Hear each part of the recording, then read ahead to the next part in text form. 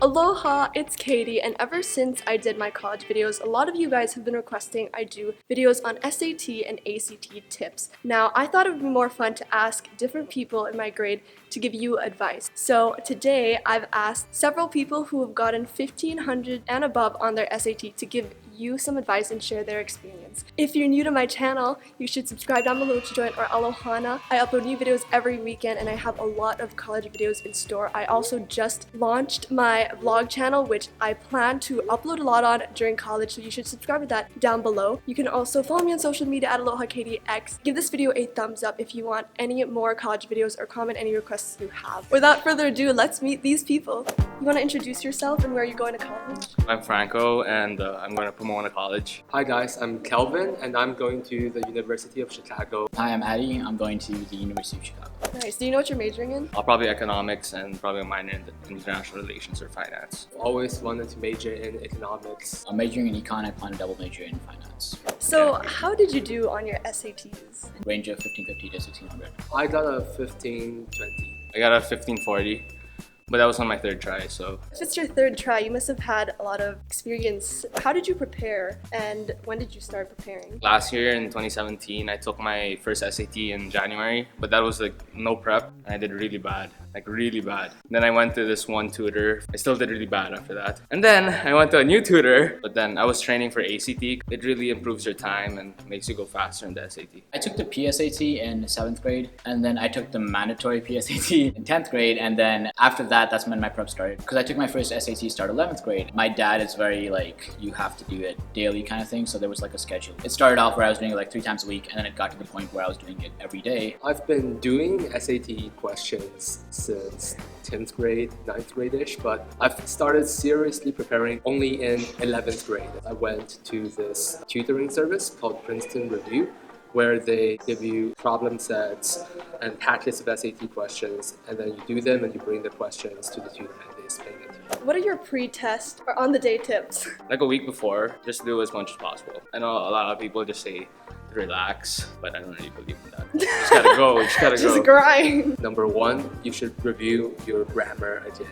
Those are just very simple rules that can score you marks on the writing section. Review your vocabulary again for your reading comprehension and essays. You should definitely check that you've brought all your materials. Most importantly, you should get a good night's sleep. I think it's really underrated how people say how, before the day, just get some exercise, get some rest, get a good meal, because it does help a lot. It goes a long way. I remember my first time, I was very stressed. I felt like this was my life or something. So I remember before I took a test in the evening and I slept late even, and all my mistakes exactly only from the last test were in my head rather than everything I learned overall, and that kind of hampered my ability. Whereas like my second and third time, I relaxed the last day and just reviewed just some general things you should be knowing before the test. So for the specific sections, what advice do you have for the math section?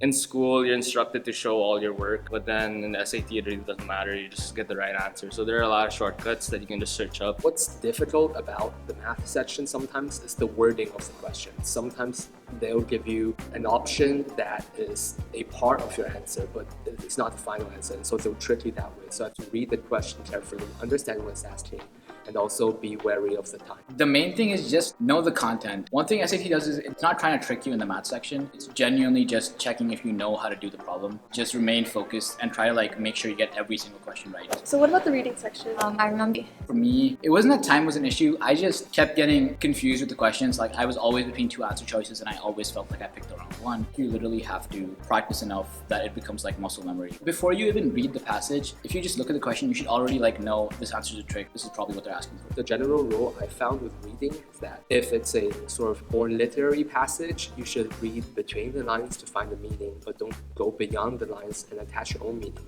Whereas if the text is more of a scientific or something from an academic journal, just take it at its face value and use its literal meaning to answer the question. What about the writing section?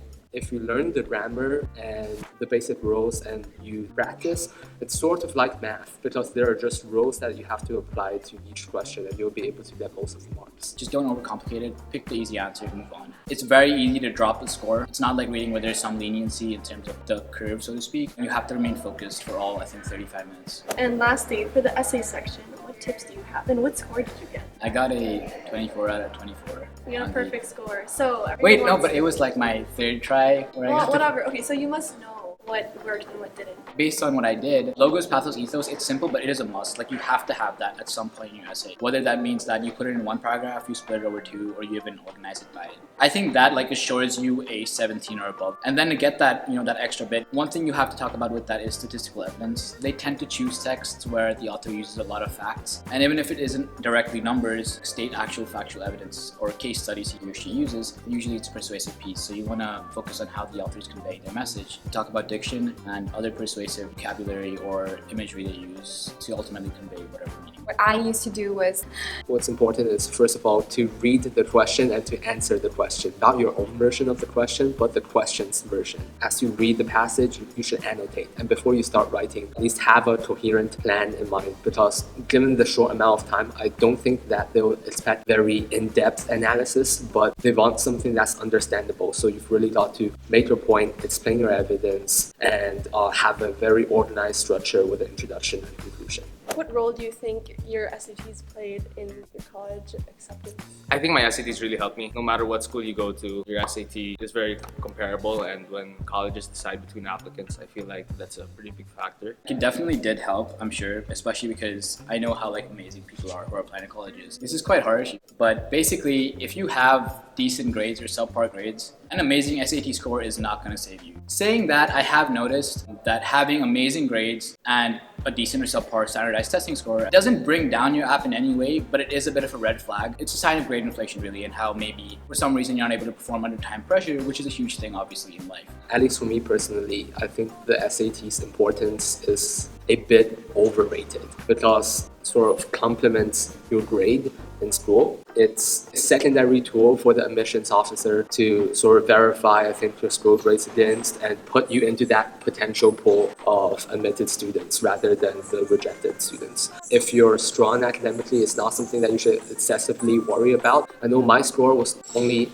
average for UChicago, but I think what differentiates an application more is your school grades, your extracurriculars, and your college essay. Is there anything you would do differently, or do you have advice for viewers? Oh, I would start way earlier. Started second sem of junior year, and you can still do that, it's fine, but I would have rather had it out of the way by senior year. Doing it on the day is so much more different than, sitting on your couch. Oh yeah, no, the reading section, let me get something to eat. You're only cheating yourself if you don't try your best and don't practice the way you should be practicing. Any other wise words? There's a quote from Sun Tzu, who's a Chinese military tactician in ancient China. He said that wars are won before they are fought.